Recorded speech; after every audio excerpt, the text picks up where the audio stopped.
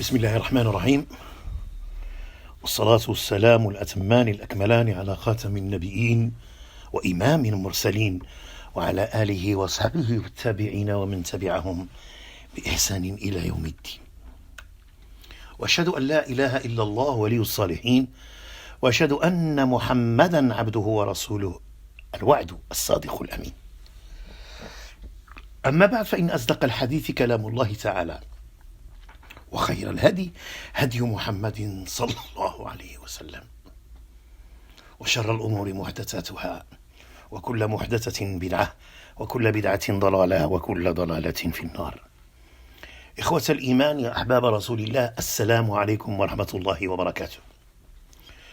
Aujourd'hui, j'ai voulu traiter d'un sujet pertinent, un sujet d'actualité que j'ai pu traduire à partir d'une conférence en arabe faite par le docteur Iyad Qunaybi, une sommité dans le domaine de la science matérielle et spirituelle. Le sujet d'aujourd'hui s'intitule « Le jeûne et l'immunité du corps contre la contagion, que dit la science ?» Je le répète, à retenir parce que c'est très important. C'est un sujet d'actualité, comme je dis. Le jeûne et l'immunité du corps contre la contagion, que dit la science? De nos jours, les gens veulent savoir s'il serait préférable de ne pas jeûner ce Ramadan, car le fait de s'abstenir du manger et du boire durant ce mois précisément risque de nous affaiblir et de réduire sérieusement notre défense contre la pandémie du coronavirus. Ça interpelle. Nous affirmons à ce propos que notre religion s'appuie toujours sur des réalités scientifiques fondées impérativement sur des preuves tangibles et réfutables. Juger d'un phénomène est l'une des perceptions qu'on s'en est fait. Et partons, si on cherche à savoir si ce jeûne est susceptible d'accentuer davantage notre atteinte de cette pandémie, consultons donc ce que dit la science expérimentale fondée sur l'observation directe.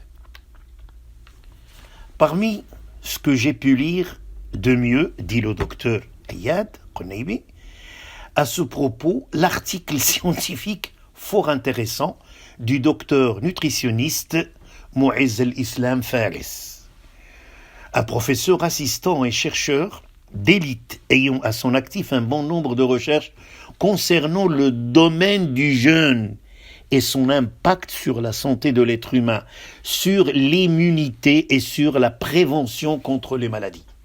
Précisons bien, il ne s'agit pas de n'importe qui.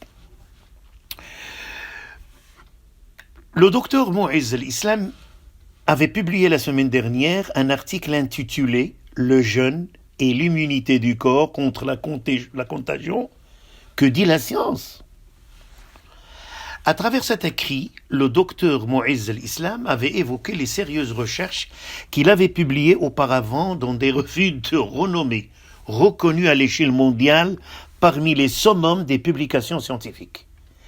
Comme à titre d'exemple, la revue britannique pour la nutrition, British Journal of Nutrition, excusez mon anglais parce que je ne fais que lire, la revue européenne pour la nutrition, European Journal of Nutrition également, et la revue officielle de l'Union mondiale pour le diabète et d'autres revues internationales reconnues et connues par les académiciens. C'est pour vous dire de quelle personnalité il s'agit, de quel chercheur il s'agit. À plusieurs reprises, des chercheurs scientifiques ont argumenté plus d'une centaine de fois les résultats auxquels ils sont parvenus en se référant aux recherches du docteur Mu'izz al-Islam Faris. Ce dernier possède également, dans le cadre de ce qu'on appelle la méta-analyse, un riche palmarès de révision de recherche qu'il entreprenait avec son équipe. Dans son article précité, le docteur avait cité plus d'une vingtaine de sérieuses recherches approfondies concernant le jeûne du Ramadan et son impact sur l'immunité élaborée en collaboration avec d'autres équipes et lui-même. Lorsque je me suis penché, dit le docteur Ayad Al-Qanibi dans son intervention en arabe, lorsque je me suis penché sur un tel travail ainsi réalisé, j'étais en ma qualité d'académicien vraiment ébahi. Aussi le docteur Mu'izz al-Islam constitue-t-il une fierté pour les musulmans, qu'il leur soit d'un grand soutien et qu'Allah subhanahu wa ta'ala fasse en sorte que la communauté musulmane puisse avoir des hommes de science de son calibre. Amin. Dr Ayad Al-Qanibi poursuit. J'étais vraiment impressionné par le précieux contenu de son article, dans lequel le docteur avait traité des recherches précitées, lesquelles témoignent de sa croyance véridique et d'une pure clairvoyance religieuse très étendue, et ce, selon le jugement subjectif que je me suis fait à son égard, alors que seul Allah subhanahu wa ta'ala est en mesure de le juger à sa juste valeur. Hasibtuhu kadalik, wallahu hasibuh, comme dit Dr Qanibi. À titre indicatif, son article sera disponible au niveau du premier commentaire sur Facebook et YouTube. Nous le publierons par la suite sur un document isolé, lequel serait hébergé dans notre site. C'est toujours le site du docteur Ayad Qanibi. Nous sollicitons nos chercheurs académiciens de bien vouloir œuvrer dans le même esprit en épousant ainsi la même trajectoire tracée par le docteur Mu'izz al-Islam quant à la réalisation et la publication de leurs recherches scientifiques visant en l'occurrence le bien-être des gens, afin que les découvertes scientifiques ne restent plus cloîtrées au niveau des cercles académiques et étrangers. Que les académiciens musulmans œuvrent au niveau de leurs recherches dans l'intérêt des gens et touchent ainsi de près leur vécu.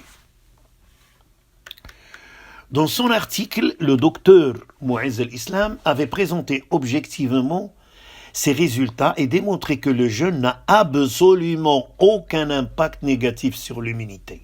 Au contraire, une telle abstinence a un impact positif sur des composantes immunitaires spécifiques, aide le corps à combattre certaines bactéries et agit positivement sur certaines maladies comme la sclérose, le syndrome métabolique et d'autres maladies.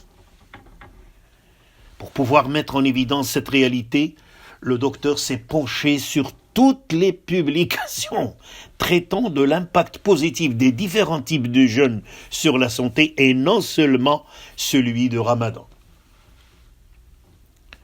Chers frères, il existe un site attaché à l'Institut national américain de santé baptisé Medical Publication, si vous acceptez cet anglais mal prononcé, connu par les chercheurs dans le domaine de la santé. Pour pouvoir le consulter, écrivez pubmed.com, suivi à titre d'exemple de l'un des mots-clés, le jeûne entrecoupé, ou le manger à heure fixe, ou le jeûne alternatif, ou le régime assimilé au jeûne. Vous trouverez ainsi un bon nombre de recherches traitant du jeûne et démontrant ainsi son impact positif sur des composantes élémentaires, sur des cellules immunitaires, sur le niveau du langage génétique et autres, sachant bien que l'impact positif des différents types de jeûnes, religieux ou non religieux, sur la santé est devenu le centre d'intérêt des chercheurs occidentaux non musulmans. La synthèse à laquelle le docteur Mu'izz al-Islam Faris est parvenu prouve, à la lumière d'une documentation approfondie, d'expériences et d'études ad hoc, qu'il n'existe aucun argument tangible selon lequel le jeûne accentue l'exposition des corps aux maladies, aux épidémies ou à la contamination virale. Au contraire, les arguments préconisés par les diverses recherches scientifiques expérimentales contredisent toutes ces présuppositions et partant tout ce que prétendent théoriquement certains faux esprits non expérimentés ne parvient absolument pas à atteindre au niveau des expériences traitées par le docteur dans son article le niveau le plus bas de l'échelle de crédibilité scientifique. Celui qui a pu suivre mon intervention, c'est toujours Iyad Qunaybi qui parle, peut saisir ce que j'ai pu dire à propos de la hiérarchie des arguments adoptés par les sciences expérimentales. Et il comprend bien que le plus bas degré du niveau de l'échelle est celui qui se base sur des expériences faites au niveau de la cellule, ou fondées sur la simple opinion d'un expert avisé dans le domaine de la santé, qu'il soit médecin ou autre. Même si le fait de prétendre que le jeûne porter atteinte à la santé émanée d'un expert docteur ou autre, dépourvu de toute preuve scientifique incontestable, cela ne parvient guère au niveau des arguments tangibles, indiscutables, que le docteur Mu'izz al-Islam avait présentés dans son article. Aussi, tout ce qui est véhiculé à propos du jeûne de ce Ramadan ne s'appuie-t-il absolument sur aucun argument respectueux, si faible fût-il. Nous disons donc à ceux qui proposent l'ajournement ou l'annulation du jeûne